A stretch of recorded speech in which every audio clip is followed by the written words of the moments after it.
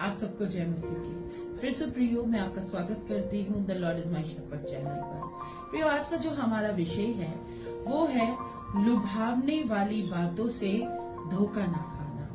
Bible हमें बताती है प्रियो, कुलुस्सियों 2 उसकी 4 आयत में, यह मैं इसलिए कहता हूँ कि कोई मनुष्य तुम्हें लुभाने वाली बातों से धोखा न दे।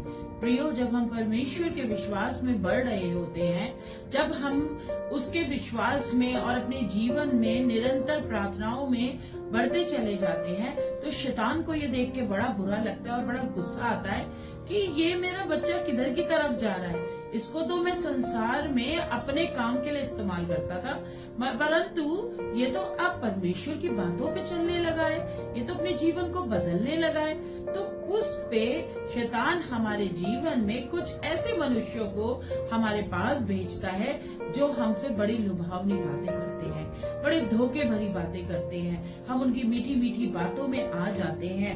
और परमेश्वर आगे क्या कहते हैं, कुलुस्सियों 2 उसकी 5वीं आयत में, यद्यपि दैहिक रूप से, मतलब एक फिजिकल रूप से मैं तुम में नहीं हूँ, फिजिकल रूप से परमेश्वर हमारे बीच में नहीं है प्रियो, फिर भी आध्यात्मिक रूप से मैं तुम्हारे भीतर हूँ, परंतु स्पिरिचुअली रूप में, आत्मिक रूप में वो मेरे और आपके अंदर है।